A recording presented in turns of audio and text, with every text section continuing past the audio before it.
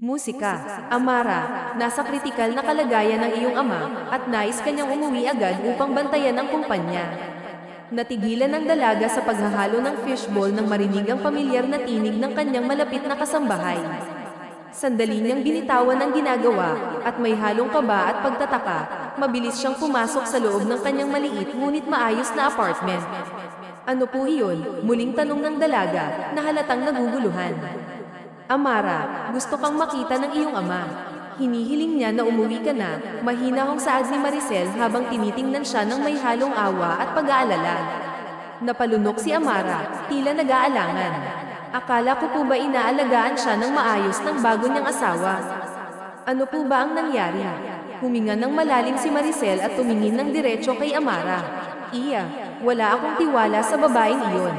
Pakiramdam ko, may hindi tama sa mga ginagawa niya. Kaya sana, umuwi ka na. Hindi ako mapalagay na wala ka rito. Kailangan ka ng iyong ama. Saglit na tumingin si Amara sa dingding, malamig at tila nag-iisip ng malalim.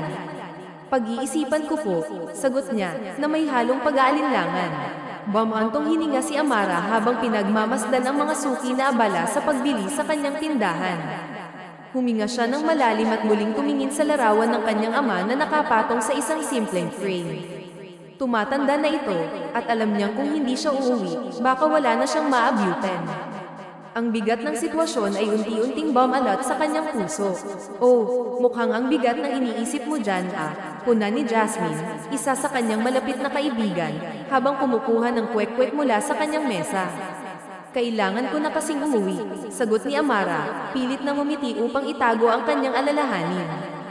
Tungkol ba ito sa daddy mo? Tanong ni Jasmine habang umunguya ng kwek-kwek. Tumango si Amara bilang sagot. Kailangan ko nang umuwi, baka wala na akong maabyutan sa mansyon, dagdag niya, na may bahid ng lungkot. Habang abala siya sa trabaho, hindi maiwasang lumipad ang kanyang isip sa kalagayan ng kanyang ama. Ang pag-aalala ay nagdulot ng inis sa kanya. Alam niyang simple na ang kanyang buhay ngayon at ayaw na niyang bumalik sa magulong mundo ng karamyan. Mas pinili niyang magtinda ng fishbowl kaysa alagaan ang perang iniwan ng kanyang ina. Hello, Carmela, bakit po kayo tumawag? Tanong ni Amara nang sagutin ang tawag ng kanyang sekretarya. Kailangan ko ng kotse. Alam mo naman ang address ng bahay ko, hindi ba? Uuwi ako ng mansyon, diretsong sabi ni Amara na may kasiguraduhan sa kanyang boses. Saglit na natahimik ang nasa kabilang linya bago sumagot. Sige po, ipapahanda ko kaagad. Salamat, pero huwag mo nang ipaalam kay daddy na uuwi ako, dagdag ng dalaga, na tila may iniisip na plano. Matapos ang tawag, maingat niyang hinanda ang kanyang mga gamit at nagsuot ng isang formal ngunit simpleng damit. Nang marinig niya ang busina ng kotse sa labas, marahan siyang naglakad palabas at dumiretso sa sasakyan. Habang nasa loob, huminga siya ng malalim at bahagyang umiling.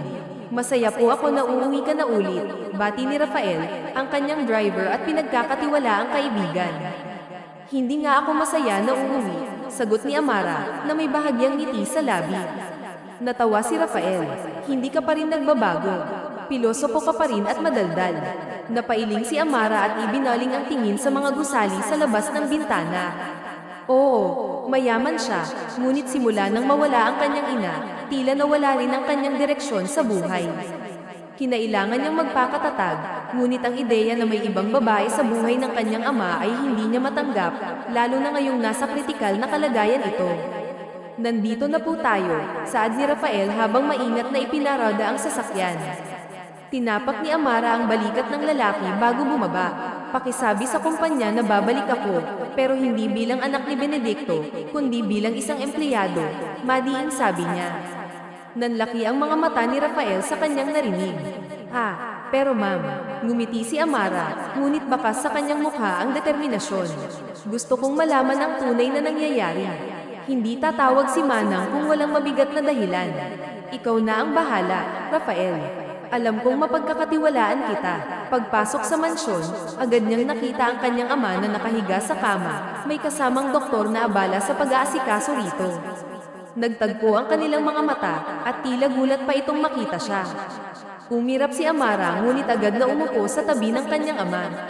Anong nangyari sa'yo, Dad? Tanong niya, halatang may halong pag-aalala sa kanyang boses. Umuwi ka, sagot ni Benedicto, kasabay ng isang mahina ngunit masayang ngiti. Malakas ka pa noong iniwan kita, Dad. Anong nangyari at tila nanghihina ang katawan mo ngayon? May bahid ng galit ngunit halatang nag-aalala ang boses ni Amara habang nakatitig sa kanyang ama. Huminga ng malalim ang matandang lalaki bago sumagot. Ayos lang ako, anak. Nagtrabaho lang ako ng sunod-sunod. Kailangan ko lang ng kaunting pahinga. Mabuti naman at naisipan mong umuwi dito. Napangisi si Amara, ngunit bakas sa kanyang mukha ang lungkot at pag-aalinlangan. May choice pa ba ako, Dad? Sagot niya, pilit na pinipigilan ang emosyon. Tahimik niyang pinagmasdan ang kanyang ama. Hinawakan niya ang kamay nito, at sa kauna-unahang pagkakataon sa mahabang panahon, napansin niya ang mga pagbabago sa katawan nito. Ang dating matikas na tindig ay napalitan ng panghihina, at ang mga mata nito ay tila nawalan ng sigla. Honey, handa na ang gamot, biglang sambit ni Valerie, na siyang ikinagulat ni Amara. Napalingon siya sa direksyon ng babae at bahagyang napataas ang kilay. Nandito ka pala, malamig na sabi ni Amara. Umuwi ka rin. Nakikita mo naman, sagot ni Valerie, na may pilit na ngiti sa kanyang mukha. Saglit na tinignan ni Amara ang hawak ng babae. Gamot ba yan ni Dad? Tanong niya, na halatang may pagdududa sa boses. Napalunok si Valerie, ngunit pilit na ngumiti. Oo, ito ang iniutos ng doktor para sa kanya. Hindi kumbinsido si Amara. Umatras siya ng bahagya at muling tinitigan ng kanyang ama, na ngayon ay malamig na nakatingin kay Valerie. Lumapit ang babae upang ibigay ang gamot, ngunit noon lamang napansin ni Amara ang kakaibang ekspresyon sa mukha ng kanyang ama, parang may pinipigilan itong sabihin. Habang inihahanda ni Valerie ang gamot, napansin ni Amara ang bahagyang sakit na naramdaman ng kanyang ama nang matapos itong turukan ni Lorena, ang nurse na nag-aalaga rito. Ang tagpong iyon ay nagdala ng kuryosidad at pag-aalala kay Amara. Sigurado ka ba na yan ang gamot niya? Tanong ni Amara, na mas naging seryoso ang tono. Oo naman, sagot ni Lorena. Ito ang palaging binibigay sa kanya bago siya matulog. Hindi mo kasi alam dahil wala ka rito. Tinitigan ni Amara ang kanyang stepmother habang inaayos nito ang kumot ng kanyang ama. Hindi siya kumbinsido, at mas lalong hindi siya kampante. Napansin niya ang tila disgusto sa mga mata ng kanyang ama habang ginagamot ito. Ang kakaibang kilos ni Valerie ay nagdagdag pa sa kanyang pagdududa. Habang tinutulak ni Lorena ang wheelchair ng kanyang ama palabas ng kwarto, tahimik na pinagmasdan ni Amara ang tagpo. Huminga siya ng malalim, pilit na pinoproseso ang lahat ng kanyang nakikita. Sa kabila ng kanyang pag-aalala, pinilit niyang magpakatatag. Babalik ka ba sa kumpanya, Amara, o panandalian ka lang dito? Tanong ni Benedicto habang nakatingin sa kanyang anak. Babalik ako sa kumpanya, Dad. At dito na rin sa mansyon, sagot ni Amara, na puno ng determinasyon. Bakit mo po natanong? Kinuha niya ang kutsara at maingat na hinalo ang sabaw na inihanda ng kanilang kasambahay. Tahimik niyang pinag-isipan ang sitwasyon, ngunit hindi niya maitago ang kanyang pag-aalala. Masaya lang ako, anak. Sa wakas, nakabalik ka na. Bukod kasi kay Lorena na nagbabantay ng kumpanya, nandoon rin ang kanyang anak, sagot ng kanyang ama, na may bahagyang ngiti. Nagulat si Amara sa narinig. Ano po? Tanong niya, na tila hindi makapaniwala. Pakiramdam niya ay nabingi siya sa sinabi ng kanyang ama. Hindi niya inaasahan na ipapasa ng kanyang ama ang kumpanya na pinaghirapan ng kanyang ina sa isang babaeng basta na lang nakilala nito. Si Lorena ang nagmamanage sa kumpanya, at siya rin ang tumutulong sa akin kasama si Rafael, dagdag ni Benedicto. Seryoso ka ba, Dad? Tanong ni Amara, na ngayon ay halatang naiinis. Bakit? May problema ka ba doon, Amara? Tanong ni Lorena, na halatang hindi nagustuhan ang tono ng dalaga. Oo, diretsong sagot ni Amara, na may matalim na tingin sa babae. Hindi niya maalala na pumayag siya na si Lorena ang mag-manage ng kumpanya ng kanilang pamilya. Lalo pat wala itong karanasan sa negosyo, at higit sa lahat, ito ang kumpanyang itinaguyod ng kanyang yumaong ina. Hindi ako pumayag na siya ang mag-manage ng kumpanya, lalo na't wala naman siyang alam sa paggawa ng wine. Ngayon, hindi ko inaasahan na papayagan mo ang isang katulad niya na walang karanasan ang mag-handle ng kumpanya pa ng mommy ko, madiin saad ni Amara, na halos hindi makapaniwala. Anong problema mo doon, Iya? Tinutulungan ko ang ama mo dahil may sakit siya. Pinag-aaralan ko lahat ng kailangang gawin. Ngayon, huwag mo akong insultuhan dahil wala ka naman dito noong nagkasakit ang ama mo. Ako ang tumulong sa kanya noong nagrebelde ka, galit na sagot ni Lorena. Hindi natinag si Amara, pero hindi mababago na hindi ikaw ang dapat humawak ng kumpanya, kundi ako o ang kapatid kong si Isagani. Hindi ko nga maintindihan kung bakit hamina ng gusto si Dad. Noong iniwan ko siya dito, malakas siya, sanggal ng dalaga. Tumawa si Lorena, ngunit halatang pilit. Asawa ako ng daddy mo. Dapat lang na may share ako sa kumpanya dahil naghihirap rin naman ako para dito. Hindi ako papayag. Mariing tinitigan ni Amara ang kanyang ama, na ngayoy tahimik na nakaupo at tila walang balak sumagot. Ang mga mata nito ay nagmamasid lamang, para bang may gusto itong ipahiwatig ngunit hindi kayang sabihin. Babalik ako, Dad. Hindi ako papayag na ang babaeng iyon ang humawak ng kumpanya, madiing sabi ni Amara, bago tumayo ng biglaan. Galit siyang naglakad palabas ng mansyon, ngunit natigilan siya nang makita kung sino ang bumaba mula sa isang kotse. Leandro, gulat niyang tawag, habang nanlaki ang kanyang mga mata. Wow, welcome back, sagot ng binata na may bahid ng sarkasmo, kasabay ng isang mapanuksong ngiti. Napairap si Amara sa kawalan at bumantong hininga ng malalim. Alam mo ba ang nangyayari dito sa mansyon? Bakit pumayag si Dad na gawin ang bagay na iyon? Tanong niya, halatang naiinis. Pinagalitan mo na naman ba siya? Gumawa ka na naman siguro ng gulo, sagot ni Leandro habang bahagyang nagtataas ng kilay, tila ng asal. Kakampi ba talaga kita? Inis na tanong ni Amara, habang nakakrus ang mga braso. Napangisi si Leandro at tinitigan ng dalaga. Mula pa noong bata sila, aso't pusa na ang kanilang relasyon. Gayunpaman, hindi niya maitatangging na-miss niya si Amara, kahit pa hindi niya ito ipapakita. Hindi ka pa rin nagbabago, natatawang sabi ni Leandro, habang umiiling. May alam ka ba sa nangyayari sa mansyon? Hindi ako komportable kay Lorena, seryosong saad ni Amara, habang diretsyong nakatingin sa kanya. Kaya nga ako nandito, sagot ni Leandro. Ako ang inutusan ng daddy mo na bantayan ng kumpanya habang wala ka. Anong ibig mong sabihin? Tanong ni Amara, halatang naguguluhan.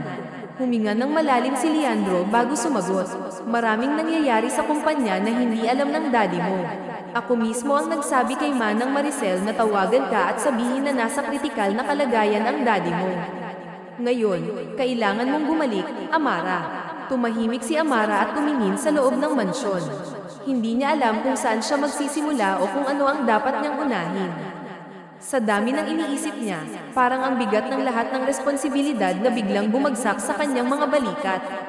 Kung papayag ka, tutulungan kita. Kailangan mong tulungan ng kumpanya, seryosong sabi ni Leandro. Sandaling natigilan si Amara, ngunit kalaunan ay tila may naisip siyang plano. Gusto kong maging empleyado ng kumpanya. Ha, ano?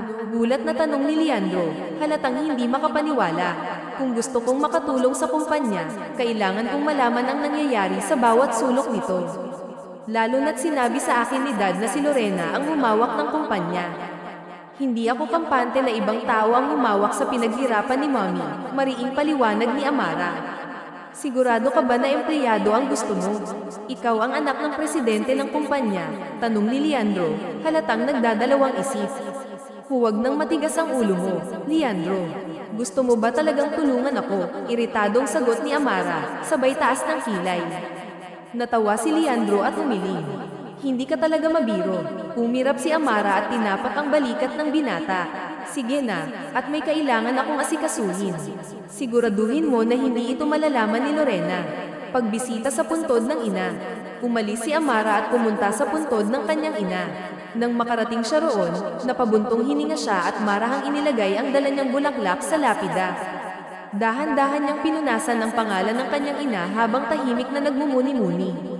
Hello, Ma. Mahina niyang sambit, kasabay ng isang pilit na ngiti. Masaya akong makita ka ulit. Pasensya na, Maria. Hindi ako nakapunta noong huling lamig mo. Hindi ko lang talaga kinaya.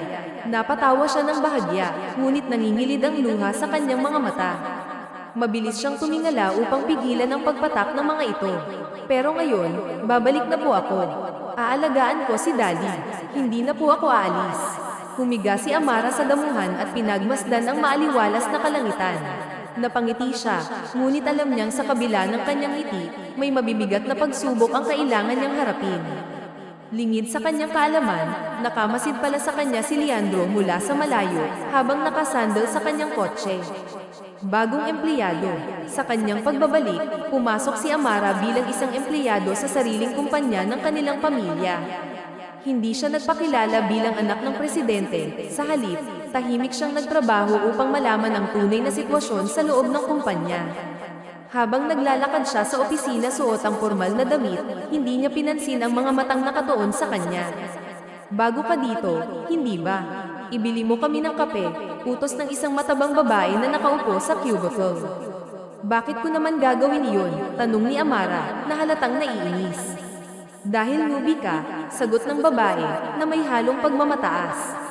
Kung nauuhaw pala kayo, bakit hindi kayo bumili? Malamig na tanong ni Amara. Nangunot ang noo ng matabang babae at hinawakan ang braso ni Amara. Nakangisi ito, tila natutuwa sa ideya ng pananakot. Bagong empleyado ka dito, kaya lahat ng gusto namin ay susundin mo. Ibibili mo kami ng kape o isusumbong ka namin sa nakakataas, banta nito. Binubuli nyo ang kapwa nyo empleyado para lang makuha ang gusto nyo. Napakagandang ehemplo, sarkastikong sagot ni Amara, habang nakatingin ng diretso sa babae. Wala akong pakialam sa sinasabi mo. Ang gusto ko ay bilhan mo kami ng kape. Kung ayaw mong masaktan, sanggal ng babae. Tumingin si Amara sa paligid. Napansin niyang lahat ng empleyado sa cubicle ay iwas ang tingin, tila takot na makialam. Hindi niya akalain may ganitong sistema sa kumpanya na iniwan niya noon. At anong gagawin mo kapag hindi ako sumunod sa iyo? Kalmadong tanong ni Amara. Ngumisi ang babae at sumigaw, ipakita natin sa kanya kung ano ang kaya nating gawin, girls. Dalhin niyo siya sa banyo, sigaw ng matabang babae, ang boses nito'y malakas at puno ng awtoridad. Nanlaki ang mga mata ni Amara, at hindi niya namalayang nahigit niya ang kanyang hininga. Bago pa man siya makapagsalita, naramdaman niya ang malamig na tubig nang ilublob siya ng mga babae sa isang drum. Nang iangat nila ang kanyang ulo, habol na habol niya ang kanyang hininga, pakiramdam niya'y mawawalan siya ng malay anumang sandali. Sa pangalawang pagkakataon, nilublob ulit ng mga babae ang kanyang ulo. Nagpumigla si Amara, basang-basa at nanginginig sa galit. Ano ba? Sigaw niya habang pilit na inilalayo ang sarili mula sa mga kamay ng mga ito. Ngumisi ang matabang babae, tila natutuwa sa ginagawa nila. Gusto mong malaman kung ano ang ginagawa namin sa mga baguhan na hindi sumusunod? Tanong nito, ang tinig ay may halong panuluya. Pero hindi tamang ginagawa nyo, galit na sagot ni Amara, habang pilit na binabawi ang kontrol sa sitwasyon. Sino ang nagutos sa inyo na gawin ito? Wala ka ng pakialam pa doon, sigaw ng babae, sabay tulak muli kay Amara. Nagpumigla si Amara at buong lakas na nilabanan ang mga babae. Sa gitna ng kaguluhan, napunit ang kanyang damit, dahilan para mapa-atras siya. Sa gilid ng kanyang mata, napansin niya ang isang cellphone na nakatutok sa kanya, tila kinukunan ang nangyayari. Sa isang mabilis na galaw, sinipa niya ito, dahilan para tumama ito sa pader ng banyo. What the? Bulalas ng matabang babae, halatang nagulat sa ginawa niya. Ngumiti si Amara, kahit basang-basa ang kanyang buhok at mukha. Deserve, maikli niyang sagot, puno ng tapang. Walang hiya ka, Amara, sigaw ng babae. Ngunit bago pa ito makalapit muli, umalingaw-ngaw ang isang pamilyar na boses mula sa labas ng banyo. Anong nangyayari dito? Malalim at galit na tanong ni Leandro, na biglang pumasok sa loob. Nanlaki ang mga mata ng mga babae, halatang natakot sa presensya ng binata. Sir, halos sabay-sabay na bulalas ng mga babae. Mabilis silang umatras, halatang hindi nila inaasahan ang pagdating ni Leandro. Agad na hinubad ni Leandro ang kanyang coat at isinuklog ito kay Amara. Huminga ng malalim si Amara habang pinagmamasdan ang mga babaeng empleyado, na tila mga pasang nahuli sa pagnanakaw ng pagkain. Ano sa tingin niyong ginagawa niyo? Malamig na tanong ni Leandro, ang mga mata nito'y matalim na nakatingin sa kanila. Sir, nauutal na sagot ng matabang babae, halatang hindi alam ang isasagot.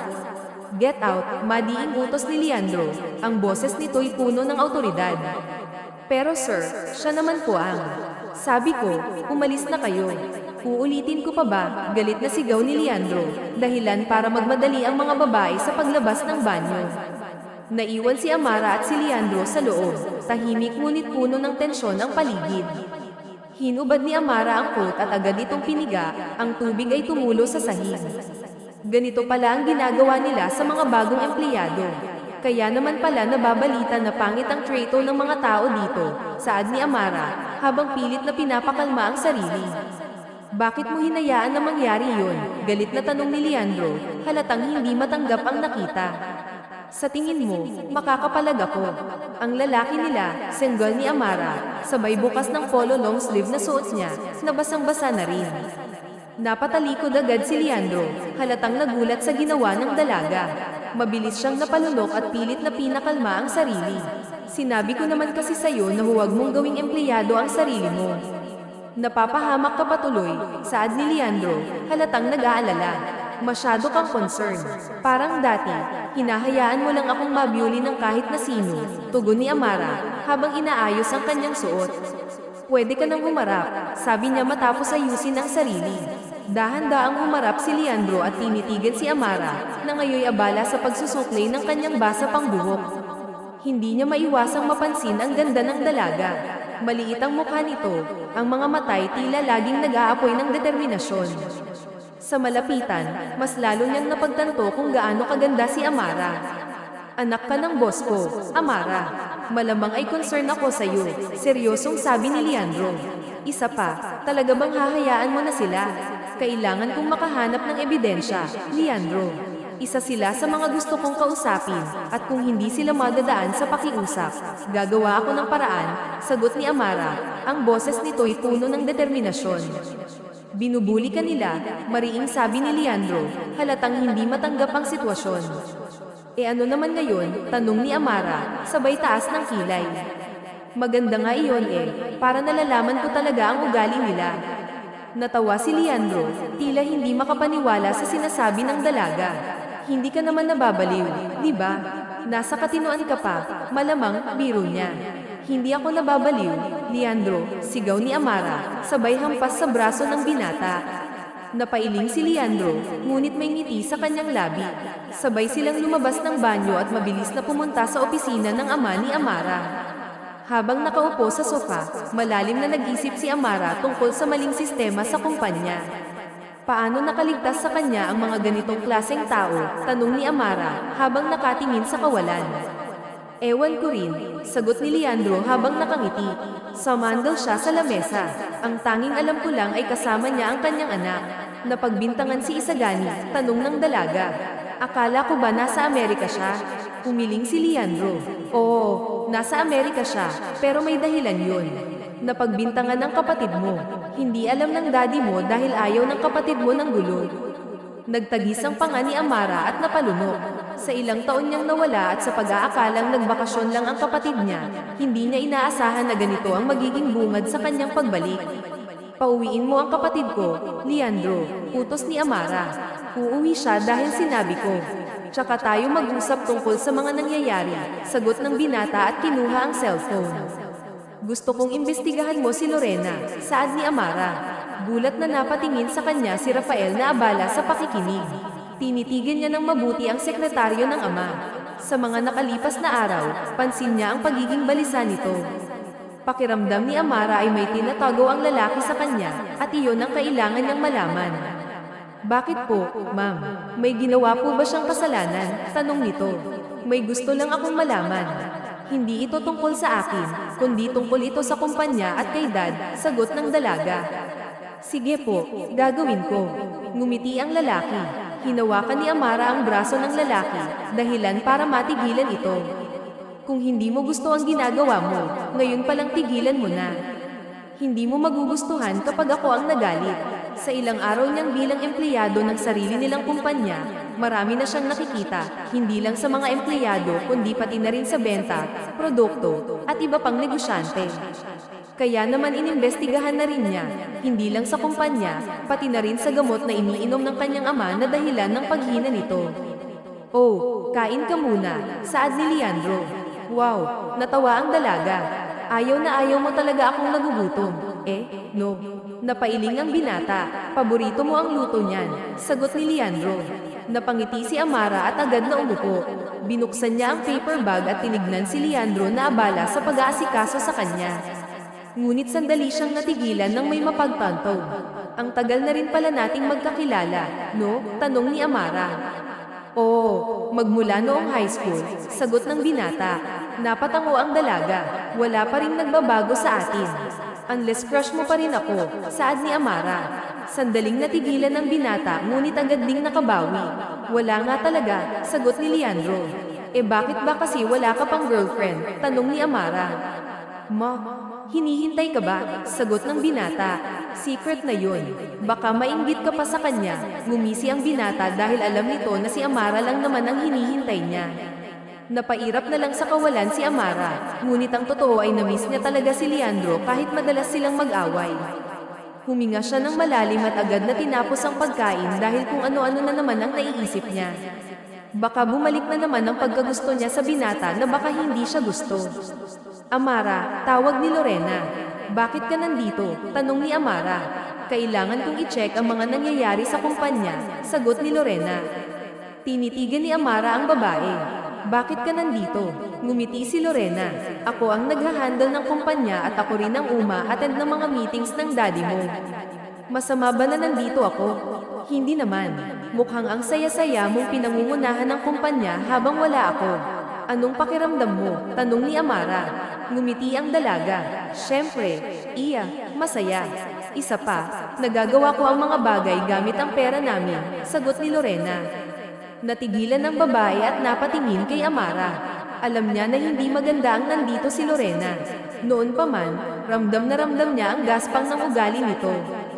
Hindi nga niya alam kung bakit ito pa ang nagustuhan ng kanyang ama. May share ako sa kumpanya na ito. Noong wala ka, ang anak ko ang nagpakahirap para iangat ang kumpanya. Habang nagre-rebelde ka, ang anak ko naman ang nagsusumikap para mabantayan ang kumpanyang ito, sagot ni Lorena. Ngumisi si Amara. Ayan lang ba? Wala pa yan sa kalingkingan ng mga nagawa ko sa kumpanyang ito, Lorena. Pero alam mo, lumapit ang dalaga at ngumisi ng nakakaloko sa babae. Pakiramdam ko rin may tinatago ang kumpanyang ito. Anong ibig mong sabihin? Nauutal na tanong ni Lorena. Natawa si Amara at umatras ng kaunti. Wala naman. Amoy na amoy ko lang ang masangsang mong pag-uugali, Lorena. Kung patago kang kumilos, ako hindi. Harap-harapan akong kikilos laban sa'yo. Napalunok ang babae at tinignan si Amara na nakatingin sa kanya ng matapang at may determinasyon. Bagay na kinatatakutan ni Lorena. Kinakalaban mo ako. Ako na stepmother mo, tanong nito. Hindi, sagot ng dalaga. Sinasabi ko lang ang mga dapat mong malaman. At dapat mong ingatan, Lorena. Kapag nalaman ko ang mga ginagawa mo, anong gagawin mo? Galit na tanong nito. Ngumiti si Amara at bumantong hininga. Simple lang. Tinignan niya ang kanyang mga kuko at pinagmasdan ang stepmother. Sa kangkungan kayo titira ng anak mo. Naglakad ang dalaga at mabilis na pumunta sa kabilang gilid. Ngunit tumigil siya dahil nagsalita ang stepmother niya. Sa tingin mo ba papayagan kitang gawin ang mga gusto mo? Magkakaalaman tayo, saad ni Lorena. Nilinggan niya ang babae. Good luck, kumaway si Amara at agad na napabuntong hininga.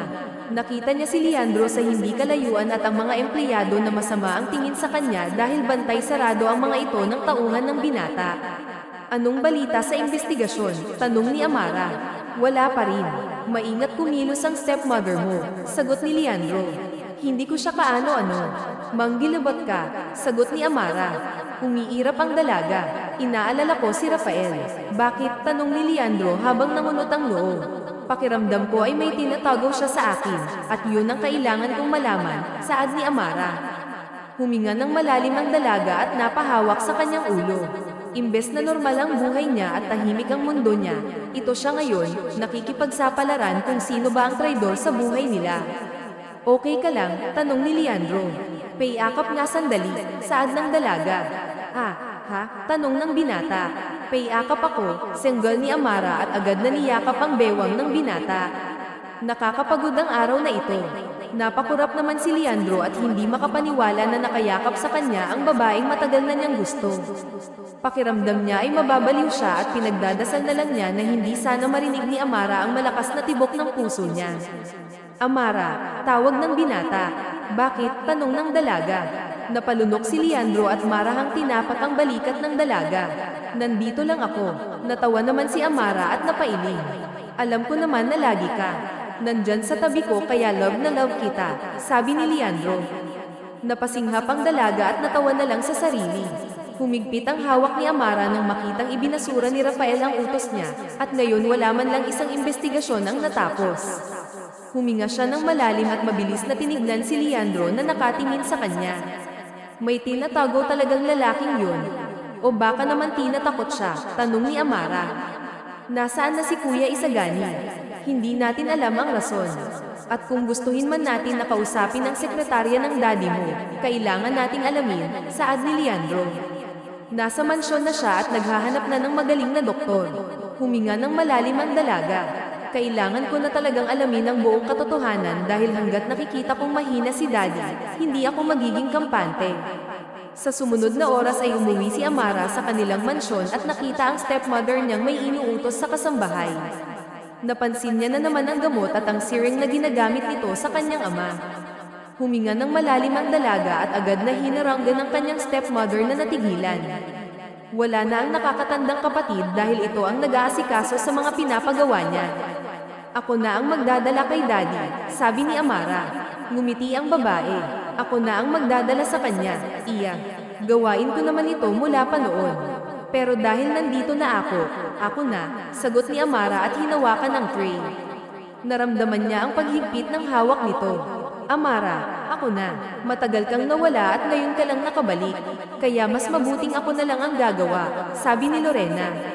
May tinatago ka pa, hindi maiwasang magtanong ni Amara.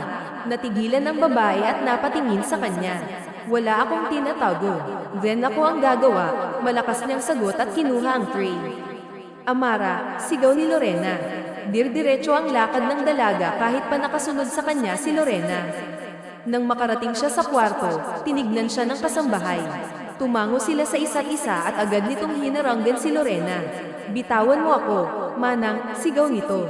Pasensya ka na, ma'am, pero kailangan kong gawin to, seryosong sagot ng matandang kasambahay. Ngumiti si Amara at agad na pumasok sa kwarto ng kanyang ama, sa kanila ang pinto. Nakita niya itong gising at gulat na makita siya. Dad, tawag ng dalaga. Anong ginagawa mo dito? Nasaan si Lorena? Tanong nito.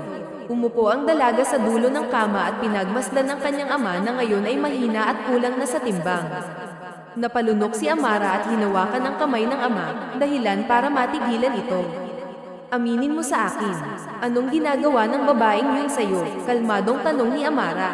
Sandaling natigilan ang matandang lalaki. Amara, hindi ako bulag, Dad.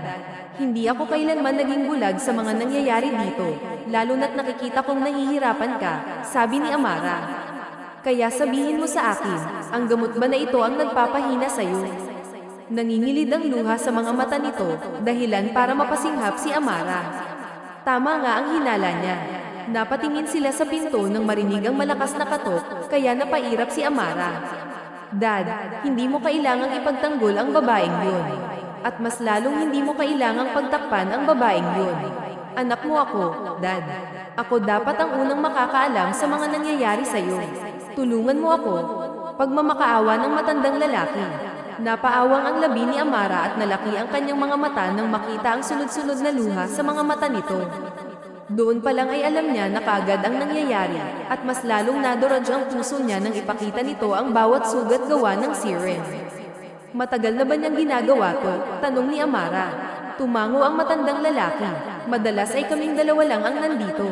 Ang mga tao ko, siya ang sinusunod. Wala akong magawa dahil nanghihina ako at mahina na ang katawan ko. Kaya sinabi ko kay Leandro na tawagan ka na pabalaykan. Nagtagis ang panga ni Amara at hinawakan ang kamay ng kanyang ama. Bakit hindi mo sinabi sa akin? Napailing ang matandang lalaki. Ayoko nang guluhin ka dahil sabi mo gusto mo ng normal na buhay. Pero anak mo ako, Dad, tumaas ang boses ni Amara. May karapatan akong malaman lahat ng nangyayari sa iyo. Nang mabuksan ng pinto ay nagtagis lalo ang panga ng dalaga nang makita ang galit na galit si Lorena.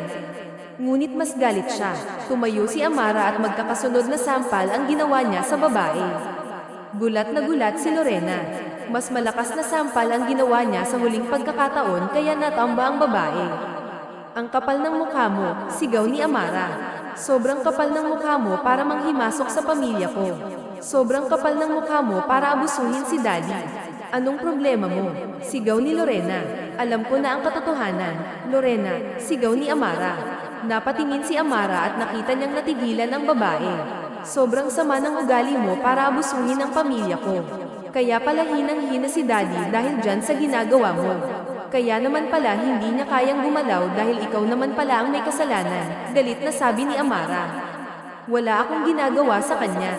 Ginagawa ko lang ang tama, at sa tingin ko ay makakabuti para sa kanya, sagot ni Lorena. Ako lang naman ang kasama niya. Ako lang ang nag-iisang sinasamahan siya habang malungkot siya. Hindi na ngayon, saad ni Amara. Mula sa araw na ito, hindi ka nalalapit kay Daddy. Hindi mo na siya pwedeng hawakan o kapitan. Sino ka para pagbawalan ako? Tanong ni Lorena. Wala ka noong panahon na kailangan ka niya. Wala ka noong kailangan niya ng damay sa tuwing namimiss ka niya. Kaya sabihin mo sa akin, karapat dapat ka pa bang tawagin na anak? Ngumiti si Amara at lumapit sa babae. Nakita niya ang pag-atras nito hanggang huminto ito sa labas ng kwarto. Huminga ng malalim si Amara at matalim na tinitigan ng babae. Dahil sobra ang galit na nararamdaman niya, hindi niya mapigilan ang sarili. Wala akong pakialam sa kwento ng buhay mo o sa kung anong ginawa mo para sa pamilyang to. Lalayo ka kay Daddy, at sa oras na malaman ko ang iba mong kalokohan, hindi lang yan ang gagawin ko, sabi ni Amara. Tinatakot mo ba ako? Tanong ni Lorena. Ngumisi ang dalaga. Hindi. Sinasabi ko lang kung saan ka pupulutin kapag nagkataon na malaman ang lahat ng baho mo. Nanlaki ang mga mata ng mga tao nang ipakilala si Amara bilang anak ng CEO ng kumpanya. Halos malaglag ang panga ng mga ito nang makita siyang naglalakad kasama ang kanyang ama na nakasakay sa wheelchair, kasama rin ang kanyang kapatid na seryoso at diretso ang tingin sa mga tao. Anak siya ng CEO, gulat na tanong ng ilang empleyado. Totoo ba to? Tanong ng iba habang nanlalaki ang mga mata. Oh my God, paano na tayo nito? Kabadong tanong ng isang babae na nakatingin kay Amara. Ngumisi ang dalaga at huminto nang makarating siya sa stage. Ang kanyang ama naman ay nasa tabi kasama ang sekretarya nito. Huminga ng malalim si Amara, mabilis na hinawakan ng mikropono, at nagsalita. Magandang gabi sa inyong lahat, ngumiti ang dalaga. Tama ang hinala ng ilan, at tama naman ang hula ng iba. Ako ang nag-iisang anak ng CEO ng kumpanya, at ako rin ang naging babaeng anak nito. Ako si Amara Alonso, anak ni Mr. and Mrs. Alonso. Nagpalakpakan ang lahat habang ang iba naman ay gulat pa rin. Hindi maiiwasan na mapangiti si Amara kay Leandro na nakataas ang kilay at tila nagyayabang ang tingin. Ay nalalayan siya nito sa pagbaba at agad silang dumiretso sa mga businessman na naghihintay sa kanya. Hindi pa rin ako makapaniwala na nakabalik ka na. Matagal na panahon na rin, saad ng isang matandang lalaki. Naging abala lang po ako sa trabaho at naging abala sa personal na buhay. Pero ngayong nakabalik na ako, mas magiging maayos at kontrolado na ulit ang kumpanya, nakangiting sabi ni Amara. Sana nga ay maging maayos na. Lately, ang kumpanya ay parang hindi mahanap ang tamang balanse at tamang timpla dahil sa pabago-bagong gawain. Hindi kagaya noong buhay pa ang iyong ina, sabi nito. Ngumiti si Amara at agad na nakipag-usap sa iba pang businessman. Ngunit nahagip ng kanyang mata si Lorena na may kausap. Tila nag-aaway ang mga ito habang nag-uusap, na mas lalong dumagdag sa kuryosidad ni Amara. Sino yung lalaki? Tanong niya kay Leandro. Si Jonathan. Ang hinihinala kong may koneksyon sa stepmother mo. Siya rin ang nakikita kong palagi niyang kasama, kaya naman nag-imbestiga ako, sagot nito. Anong nalaman mo? Tanong ng dalaga. Ngumiti ang binata. Siya ang nobyo ni Lorena. Natigilan ng dalaga at tinignan ng babae na ngayon ay hinawakan ng lalaki sa kamay at agad silang lumabas. Nagkatinginan silang dalawa ni Leandro at bago pa siya nito pigilan, mabilis siyang tumakbo palabas. Naabutan niya ang mga ito na naglalakad habang nag-uusap, kaya naman agad niyang hinayla si Leandro at nagtago sa likod ng kotse. Ginagawa ko ang lahat, okay. Sadyang kailangan kong maghinay-hinay dahil nandyan na si Amara. Hindi niya ako pinapalapit sa daddy niya, kaya naman hindi ko matuloy-tuloy ang plano laban sa kanila. Isa pa, pwede bang huwag kang sulpat ng sulpat?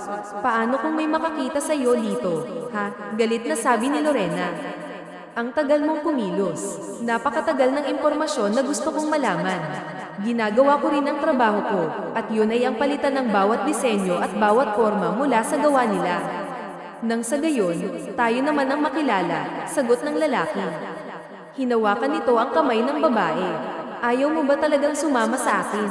Marami pa akong gagawin. Hindi ko pwedeng iwan ang matandang yun nang hindi ko nakukuha ang pera, saad ni Lorena. Nagtagis ang panga ni Amara at agad na kinuha na ng litrato ang dalawa habang nag-uusap. Mas lalong nanaig ang kagustuhan ng dalaga na palayasin si Lorena. Nang mawala ang lalaki, naiwan si Lorena na nakahawak sa ulo nito na parang may matinding problema. Problemado, nakangising tanong ni Amara.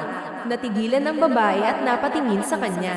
Nanlalaki ang mga mata ni Lorena nang mapatingin siya kay Amara. Ha, anong ginagawa mo dito? Yan pala ang maduming sikreto mo, Lorena. Nakakadiri ka, nakangiwing sabi ng dalaga. Mali ang hinala mo.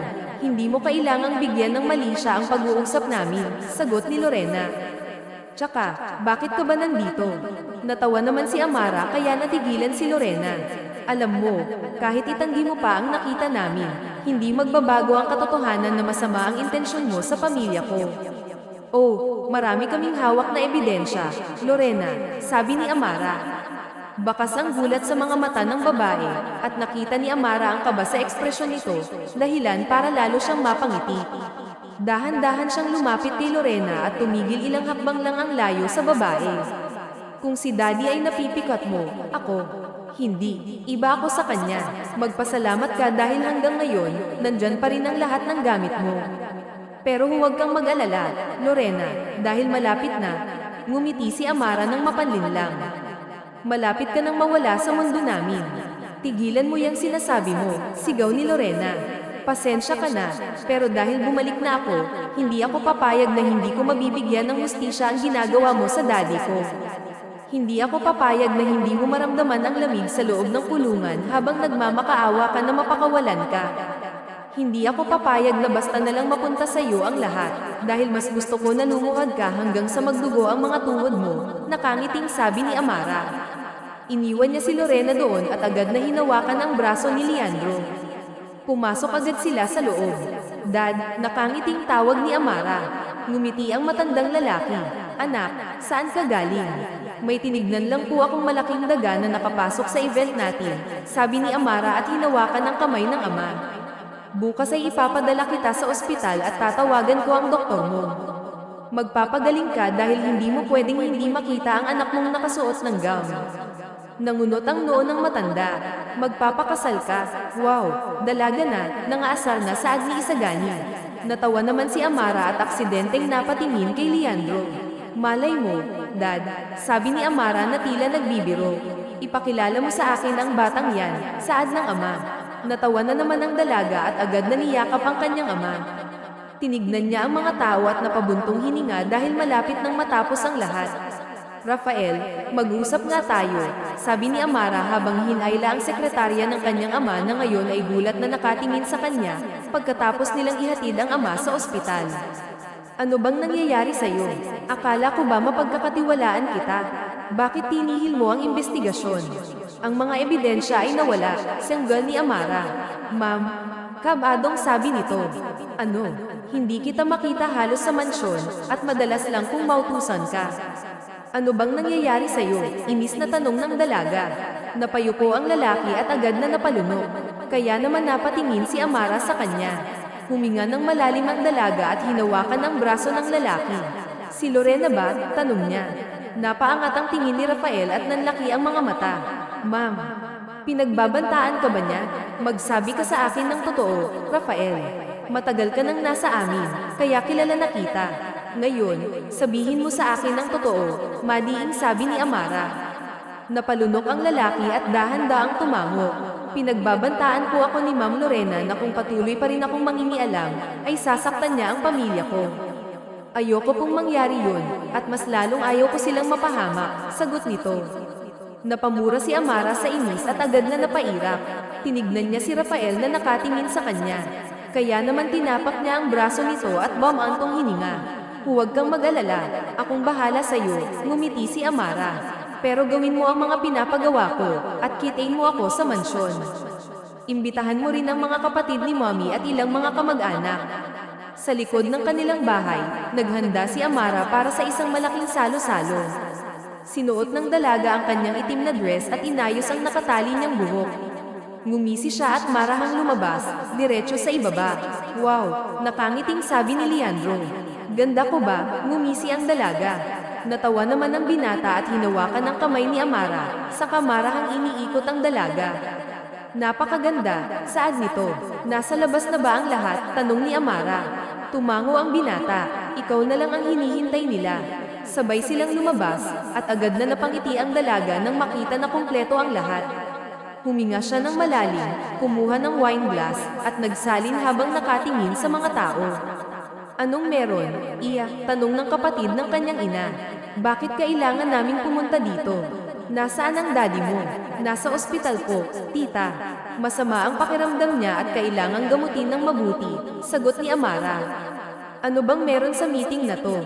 Mahalaga bang pag-usapan? Tanong ng kanyang pinsan. Sobrang mahalaga, ngumiti si Amara. Nandito na lang naman tayo.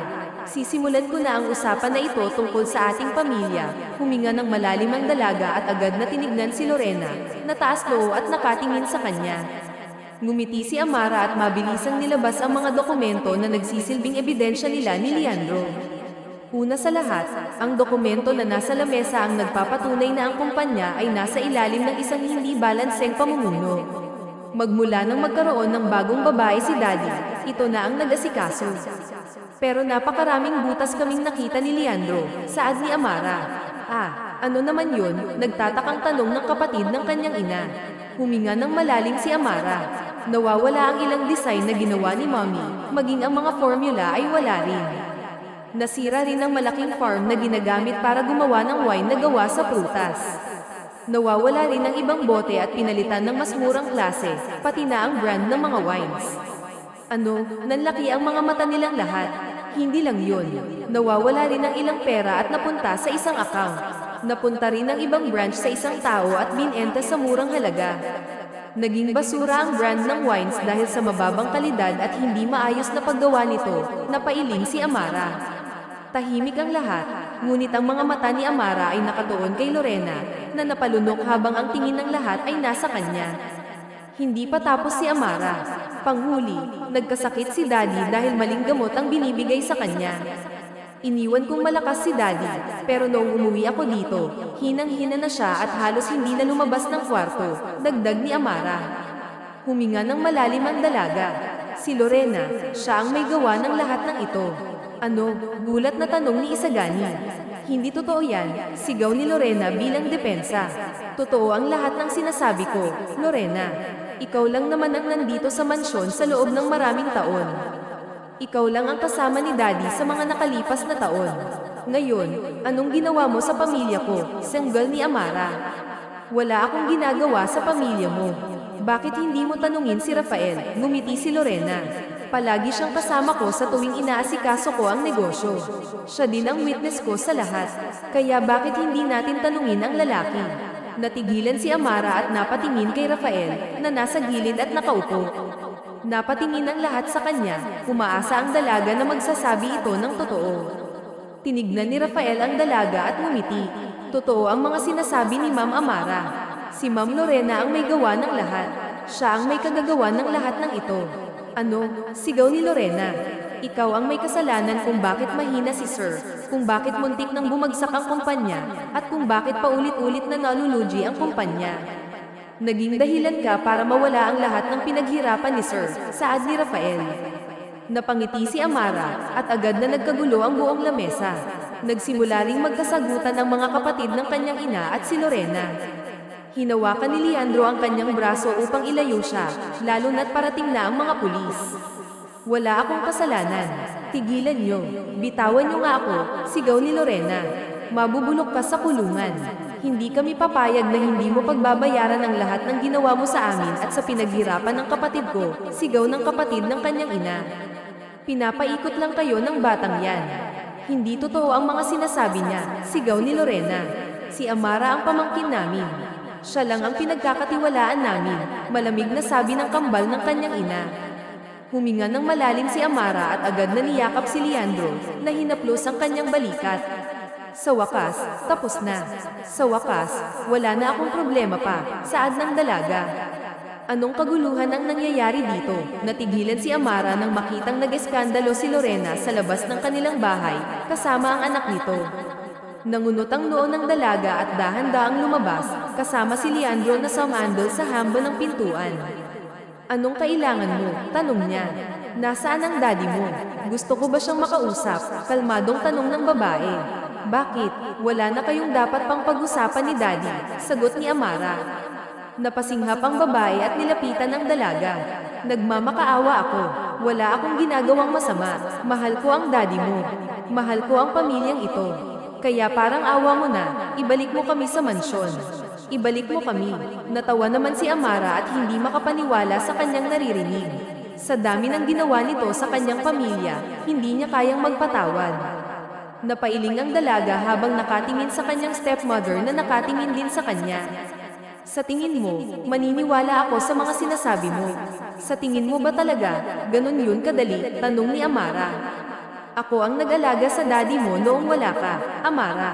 Hindi mo dapat ginagawa sa amin ito, lalo na't kami naman ang naging sandalan ng ama mo sa tuwing umiiyak siya habang wala ka. Please, hindi mo pwedeng gawin sa akin to, sigaw ni Lorena. Ngumiti ang dalaga. Kaya kung gawin, Lorena, umalis ka na at wala kang karapatan dito. Umalis ang dalaga at dumiretso sila sa kotse, hindi pinakinggan ang sinasabi ni Lorena. Kaagad silang pumunta sa ospital kung saan naroon ang kanyang ama at nagpapagaling. Hindi na siya makapaghintay na makita ito. Anong gagawin mo sa kanya? Tanong ni Leandro. Ipapakulong. Ang sabi sa akin ni tita ay sila na raw ang bahala sa kanya, at ang gagawin ko na lang daw ay ingatan si daddy at alagaan siya, saad ni Amara. Binuksan ng binata ang pinto ng kotse. That's good to hear. At least ngayon, payapa na at wala ng gulo. Maraming salamat, Leandro. Ngumiti ang dalaga. Humalik ang binata sa labi ng dalaga. Alam mo ang kapalit niyan, biro ni Leandro. Natawa naman si Amara at humalik ng 3 beses sa labi ng binata. Nagtawanan silang dalawa at agad na pumasok sa kwarto ng kanyang ama. Naabutan nila itong kumakain, dahilan para mapangiti ang dalaga. Kamusta, Dad? Tanong ni Amara. Maayos na ang pakiramdam ko, anak. May binigay lang sa akin ng doktor at nagbigay rin siya ng madaling ehersisyo. Bakit kayo nagpunta dito? Kamusta si Lorena? Tanong nito. Sila tita na raw po ang bahala sa kanya, at ang tanging gagawin ko na lang ngayon ay alagaan ka. Huminga ng malalim ang dalaga. I'm sorry, Dad. Ngayon lang ako naging concerned sa iyo, at gusto kong bumawi sa lahat ng pagkukulang ko. Hindi mo na kailangan humingi ng tawad dahil naiintindihan ko, Amara. Naiintindihan ko na kailangan mong magpahinga dahil nawala ang mommy mo. Hindi kita kailanman sinisisi sa lahat ng pagkukulang mo.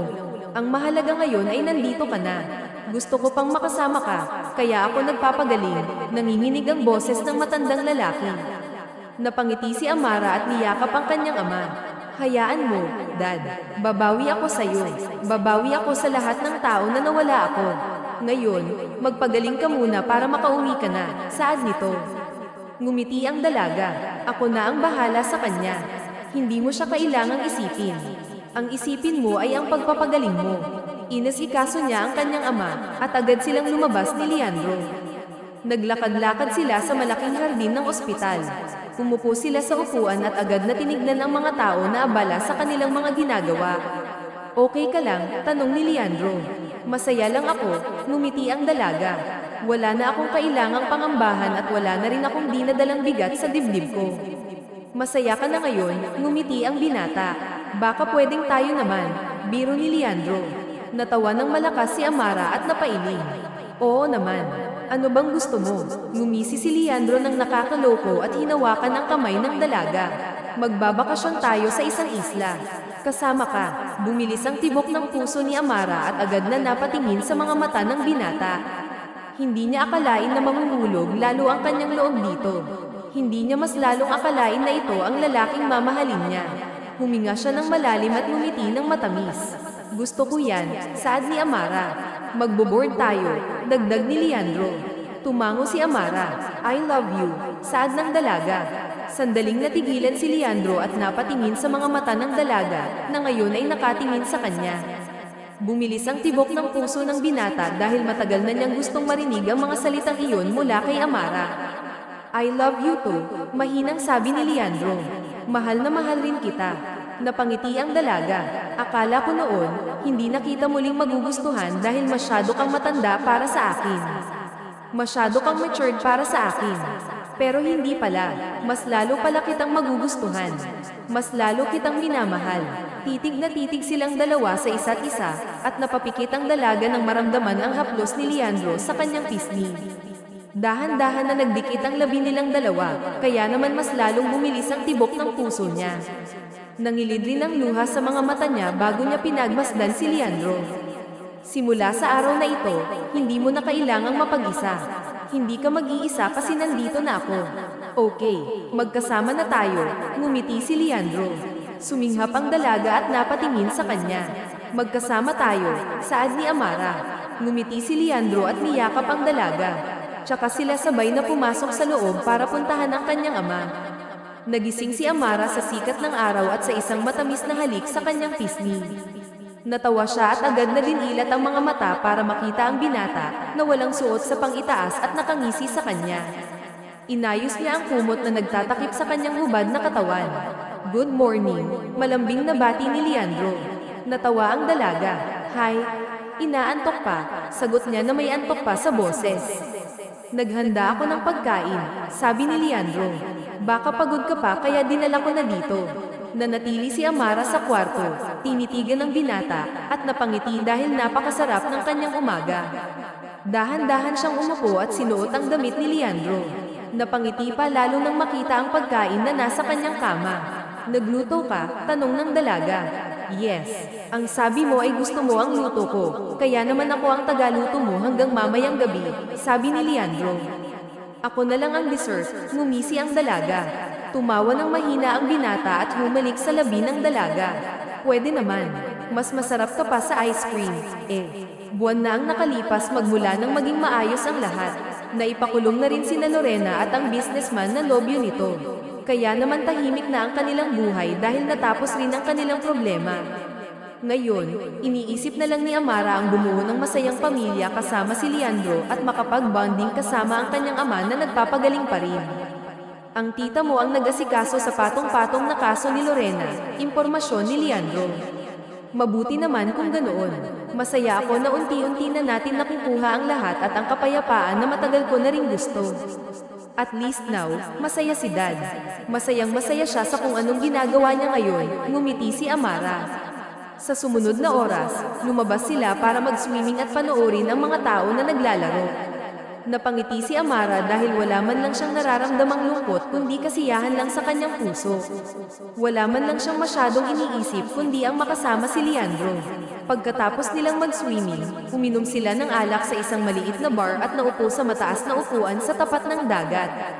Ang saya dito, nakangiting sabi ni Amara. Mabuti na lang at may bahay ka dito. Gusto mo bang manatili muna dito? Tanong ni Leandro. Pwede, ngumisi si Amara. Natawa naman ang binata. Kung saan ka masaya, doon din ako. Alam mong ikaw ang masusunod sa ating dalawa.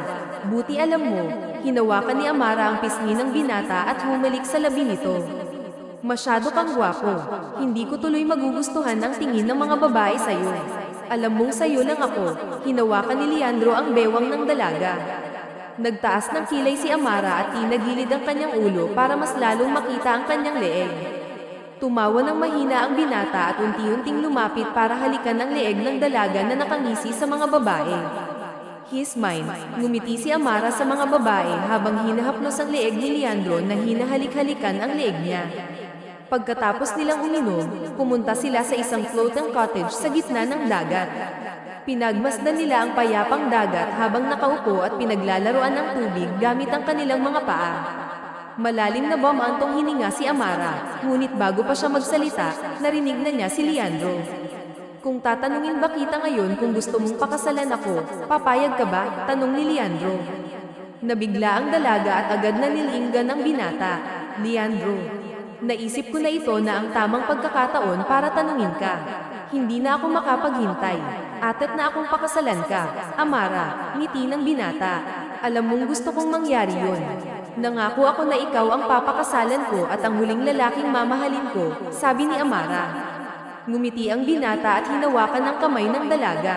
Nanlaki ang mga mata ni Amara nang makita ang isang singsing na may diamond. Marry me, ngumiti ang binata. Napakurap ang dalaga. Of course, nanginginig na sagot ni Amara. Sinuot ni Leandro ang singsing sa dalaga na nangingilid ang luha sa mga mata at hindi makapaniwala sa nangyayari. Tinignan nilang dalawa ang singsing at sabay silang napangiti. Pareho silang hindi makapaniwala na matutupad ang isa sa mga pangarap ni Amara, ang ikasal sa taong mahal na mahal niya. Ginugulat mo naman ako, saad ni Amara. Habang natutulog ka kanina, gusto kong pagmasdan habang suot mo ang singsing. Pero ngayon, napakaganda ng singsing sa daliri mo, nakangiting saad ni Leandro. Ang tagal kong hinintay ito, Leandro. Natawa ang dalaga at pinunasan ang luha sa mga mata niya. Ngumiti ang binata, mahal na mahal kita, at gagawin ko ang lahat para maging masaya ka. Gagawin ko ang lahat para maging mabuti para sa'yo. Tumulo ang luha sa mga mata ni Amara at hindi na niya mapigilan. Napayakap siya sa binata sa sobrang saya. Hindi pa rin siya makapaniwala at mas lalong hindi niya akalain na ikakasal na siya kay Leandro. Huminga siya ng malalim at napapikit ng halikan siya nito, dahilan para bumilis ang tibok ng puso ni Amara. Ako na ang mag-aasikaso sa kasal ninyong dalawa, saad ng ama ni Amara nang makabalik sila sa bahay. Natawa pa si Isagani, na nasa tabi ng ama. Ikaw na, Dad, talaga. Ako na ang mag-aasikaso. Gusto kong makita kang nakasuot ng magandang gown, Amara. Gusto kong grandeng kasal mo, kahit hindi naman na. Dad, ang mahalaga naman. Hayaan mo akong gawin ang mga gusto ko, anak. Pambawi na din sa mga taon na nawala ka, nakangiting sabi ng matandang lalaki. Napailing na lang ang dalaga at sumandal kay Leandro, na natawa habang nakatingin sa screen ng laptop. Pagkatapos nilang mag-usap ay nagtawanan pa sila bago napatingin si Amara sa kanyang cellphone, kung saan naroon ang litrato ng kanyang ina. Ma, ikakasal na ako, ngumiti ang dalaga. Ikakasal na po ako kay Leandro. Napangiti silang dalawa at sabay na sumandal sa isa't isa. Sabay din silang napangiti dahil panibagong kabanata ang mangyayari sa kanila, panibagong taon na magkasama silang dalawa ni Leandro at ang happy ending na gusto nila. Years later, masayang nilagay ni Amara ang bulaklak sa puntod ng kanyang ina. Masaya niyang pinagmamasdan ito na walang bigat sa kanyang puso at walang pagsisisi. Malaya niyang hinaplos ang pangalan ng ina habang nakangiti, na tila ba naalala ang mga masasayang alaala kasama ang kanyang ina. Ma, nagawa ko rin lahat, saad ni Amara. Nagawa ko rin ang lahat ng pangako ko sa iyo. Masaya na po ako ngayon. Masaya na po ang buhay ko kasama si Leandro. Tahimik na nagdasal si Amara at napapikit ng maramdaman ang kakaibang lamig ng ihip ng hangin. Matapos niyang bisitahin ang kanyang ina, dumiretso siya sa isang museum kung saan naroon ang kanyang asawa kasama ang anak nila. Mommy, sigaw ni Selena. Hello, baby, nakangiting sagot ni Amara habang bumababa ng kotse. Tapos na po ang work mo, tanong nito at hinawakan ang kanyang kamay. Tumango ang babae. Yes, baby. Ano, kamusta naman ang field trip? Okay na okay po, mommy. Kasama ko po si daddy. Sayang po hindi kayo kasama, pero okay lang po, nakangiting sabi ni Selena. Babawi na lang si mommy, okay. Kumain na ba kayo? Kain muna tayo, saad ni Amara. Ilang taon na ang nakalipas mula nang maisip nilang magpakasal. Pagkatapos niyang manganak sa kanyang panganay, natutuwa pa rin si Amara dahil unang pagkakataon niya bilang ina. Aaminin niyang nahirapan siya noong una, lalo na at alam niya na hindi niya kaya, ngunit dahil nasa tabi niya si Leandro, naging magaan ang lahat para sa kanya. Tuwang-tuwa si Selena nang makita niya ang mga isda. Ayaw na nga niyang umuwi. Mabuti na lang at napigilan ko pa, natatawang kwento ni Leandro. Natawa naman si Amara. Nako, yan pa naman ang sakit niya. Kapag gusto, gusto talaga. Mabuti nga at nakausap yan ni Daddy. Naging maayos naman, at kahit paano nabawasan ang pagiging spoiled, napangisi si Leandro. Kamusta ang trabaho mo? Okay naman. Bumalik na si Daddy galing ibang bansa, kaya naman pwede na ulit ako mag-leave, nakangiting sabi ni Amara. Ilang taon na rin ang nakalipas mula nang makulong si Lorena. Wala na siyang naging balita sa babae, kaya naman wala na rin siyang koneksyon sa mga ito. Sa mga nakalipas na taon rin ay gumaling na ang kanyang ama. Nagpasalamat siya dahil naging maayos ang proseso ng pagpapagaling nito. Sa nakalipas na taon ay naging maayos ang buhay niya kasama si Leandro. At sa ilang taon rin na nakalipas ay bumalik na rin sa kanya ang kuya niyang si Isagani sa kumpanya bilang CEO at katulong niya. Oh, tulog na, natawa ng mahina si Amara. Ako na ang magbubuhat sa kanya, mahinahon na saad ni Leandro. Ngumiti si Amara. Thanks, babe. Sabay silang pumasok ng mansyon, at agad na napaupo si Amara. Hinawakan niya ang ulo at napapikit dahil napakaraming trabaho ang ginawa niya. Gusto niya man na tumigil, gusto niyang bumawi sa kanyang ama. Naramdaman niya ang halik ng asawa sa kanyang noo, dahilan para idilat niya ang mga mata. Magpahinga ka na, saad ni Leandro. Babe, hinawakan ni Amara ang kamay ng asawa. Nagkulang ba ako? Sandaling natigilan si Leandro at napatingin sa kanyang asawa. Bakas sa mga mata nito ang pagod, lungkot, at sakit. Napalunok siya at marahang hinawakan ng kamay ng asawa at matamis na ngumiti. Hindi, sagot ni Leandro. Sigurado ka ba? Pasensya ka na at madalang ako kung makipag-usap. Babawi naman ako, baby. Babawi ako, saad ni Amara. Babe, mahinang tawag ng lalaki at hinalikan ng likod ng palad ng asawa. Hindi ka nagkukulang sa amin ni Selena. Sobra-sobra ang ginagawa mo para sa aming dalawa. At alam nating pareho na. Naabala tayong dalawa sa trabaho.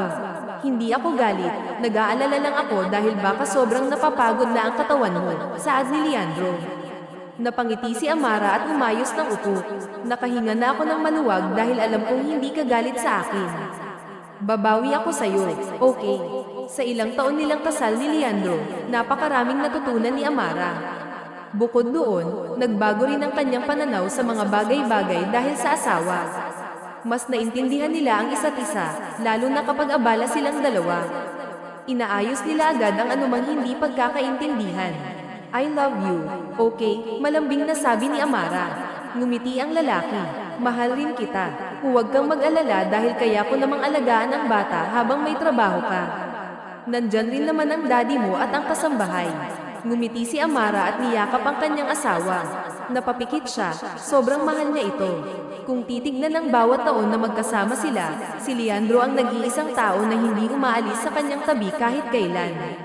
Siya ang taong lagi niyang maaasahan sa lahat ng bagay. Kaya hindi na siya nagtaka kung bakit ito ang naging asawa niya, ang naging kasama niya sa habang buhay. Magpahinga na tayong dalawa, o baka gusto mo, sabay na tayo mag-shower, tanong ni Leandro. Natawa naman ang babae. Ikaw talaga. Sige, pwede naman. Binuhat ni Leandro ang asawa at mabilis na tumakbo papunta sa itaas. Lakas na, natawa si Amara. Nang makarating sila sa kwarto, dumiretso na sila sa banyo. Nagkatinginan silang dalawa at hinalikan ang labi ng bawat isa. Thank you sa lahat, ngumiti si Amara. Napakarami mong nagawa para sa akin, lalo na sa pamilya namin. Napakasaya ko na ikaw ang naging asawa ko, ikaw ang naging ama ng anak ko. Masaya rin naman ako na naging ikaw ang ina ng anak ko at ang asawa ko. Parang wish ko lang noon, ngayon natupad na, ngumiti si Leandro at hinaplos ang pisngi ng asawa. Hinding-hindi ako mapapagod na mahalin ka, Leandro. Hinding-hindi ako magsasawa, saad ni Amara. Pinakatitigan nila ang isa't isa at sabay na napangiti. Alam nila sa kanilang mga puso ang saya at tiwala na malalampasan nila ang lahat ng problema kapag magkasama sila. Lahat ay gagawin nila ng magkasama. Tayo hanggang dulo. Maliwanag, lahat gagawin ko para sa pamilya natin. Lahat, saad ni Leandro. Ganun din ako, Leandro, niyakap ng babae ang leeg ng asawa. Gagawin ko rin ang lahat. Hinalikan nila ang labi ng isa't isa bilang patunay sa kanilang pagmamahalan at pangako na habang buhay silang dalawa ang magkasama. Habang buhay silang nandyan para sa isa't isa. At dito na nga po nagtatapos ang magandang istoryang ito. Don't forget to like, share, and subscribe. Hanggang sa muli, Polem. Mapigilan. Iling. Mapaiibig sa'yo. Ano ba to? Gusto ka laging nakikita ng mga dalawang mata ko. Baliw sa'yo. O kaya lagi nang nag-aabang para ikay masilayan.